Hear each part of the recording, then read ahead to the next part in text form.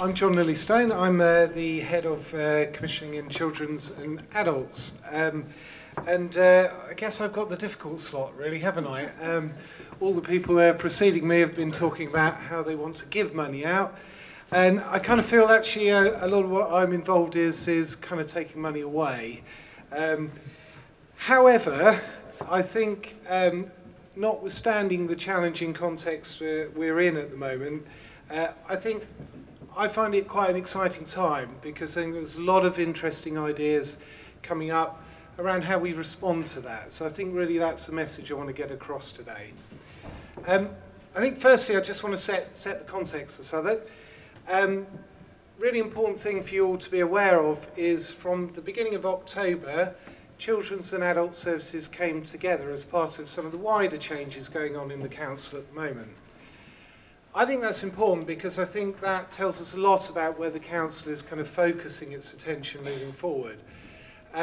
We are very much interested in, if you like, the concept of whole life, thinking about people from birth right through to death and how we can kind of operate in a much smarter way to kind of support people through the challenges that they may face.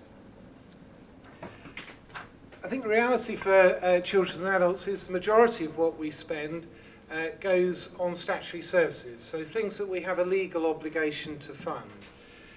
So in the current climate, with huge sums of money being taken out of the system, that's a real challenge. We have to meet our legal and statutory obligations. So it puts pressure on organisations like yourselves, and trustees of the voluntary and community sector. That said, we do still spend some money within the voluntary and community sector.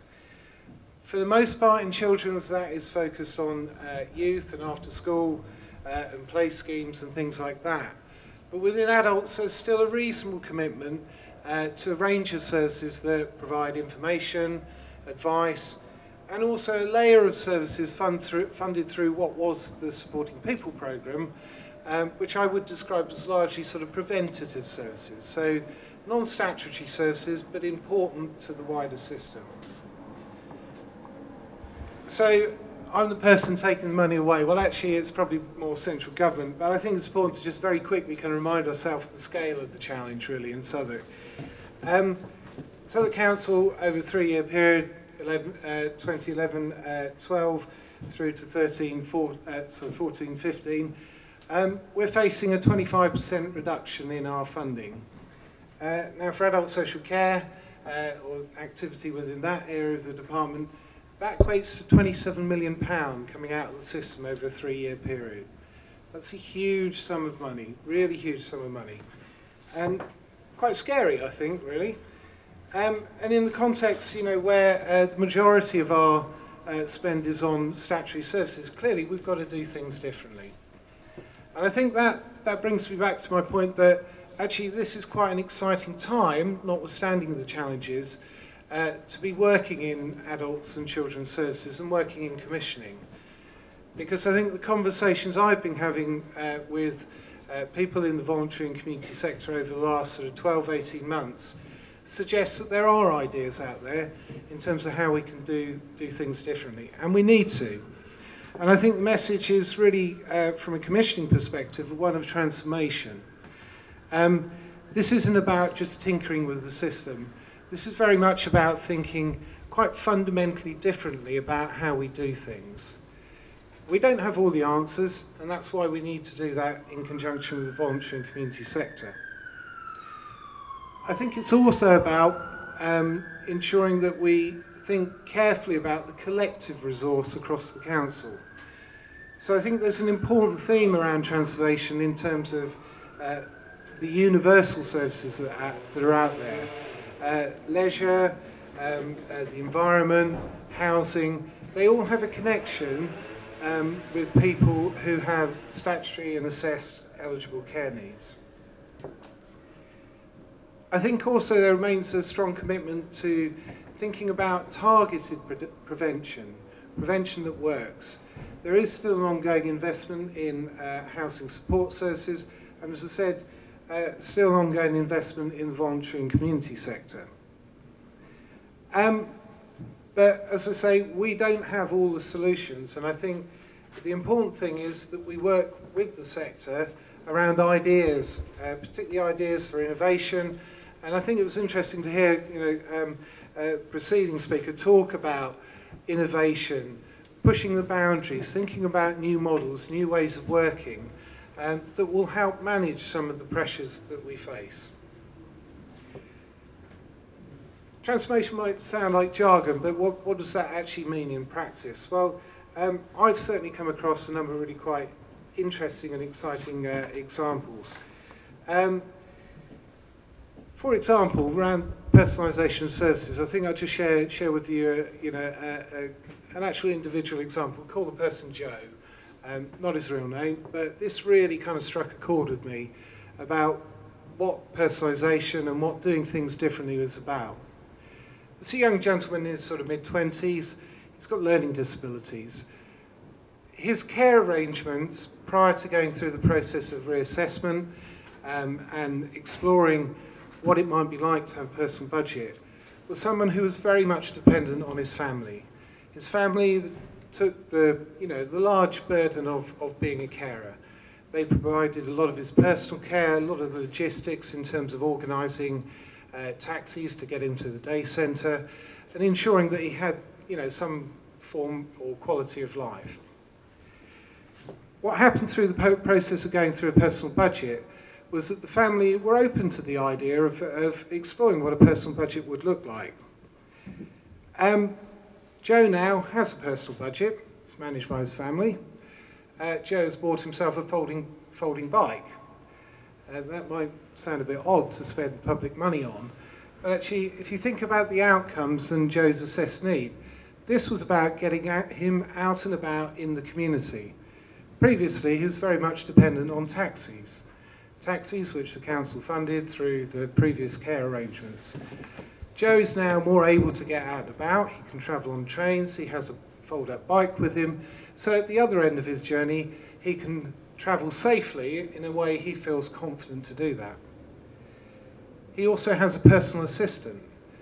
That's come about through a project we funded through some of our innovation funding, and that's relieved the burden on his family in terms of the care and responsibilities. He's also booked himself into swimming lessons at Crystal Palace Leisure Centre and bought upfront tickets to go to the cinema, which his personal assistant will go with him to support him to do that.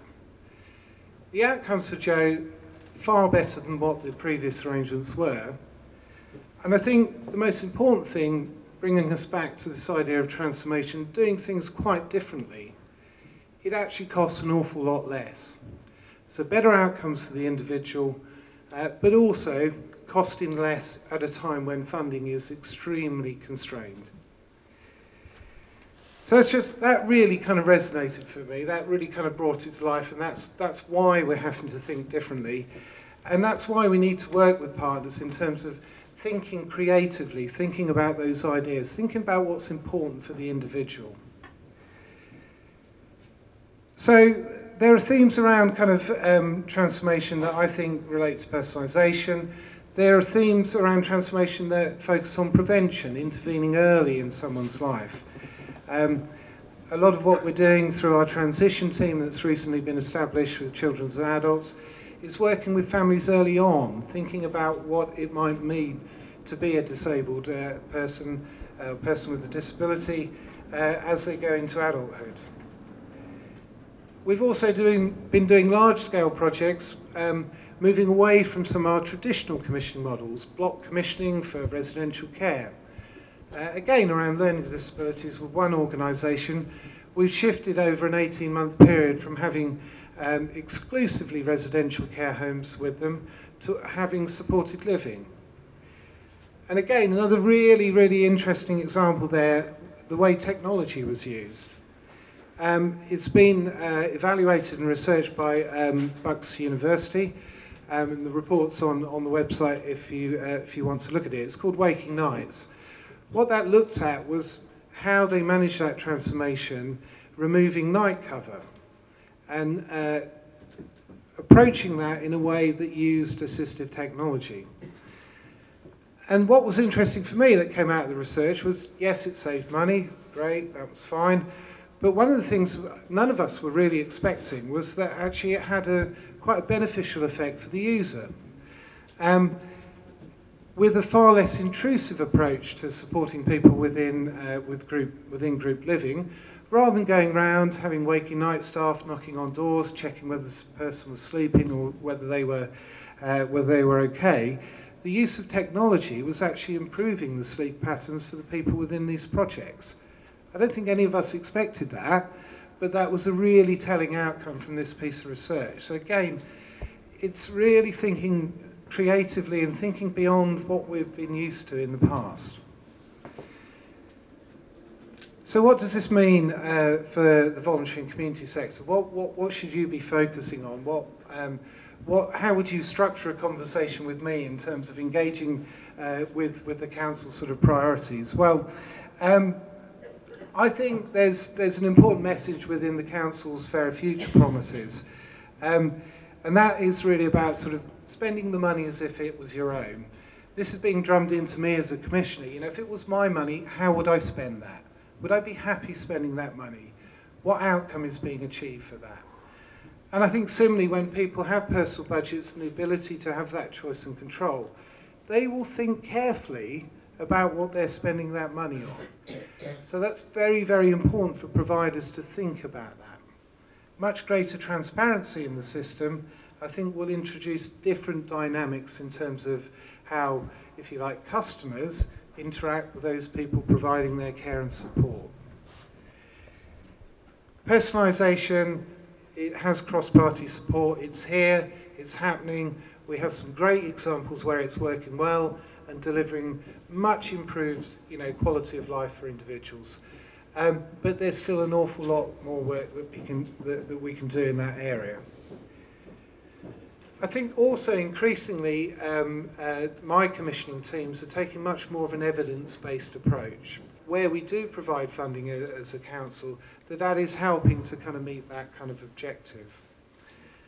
And I think the final thing I want to say, and as I started by saying kind of I'm taking the money away, but I did just want to signal that we are in discussions with members at the moment about launching another round of innovation funding.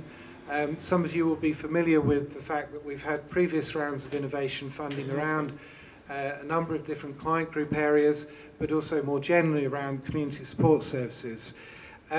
We hope to be able to announce that more formally very soon, but I think there is a very good prospect that members will support that, and there will be a future bidding round to try and promote innovation and support projects like the one that I referred to in Joe's context.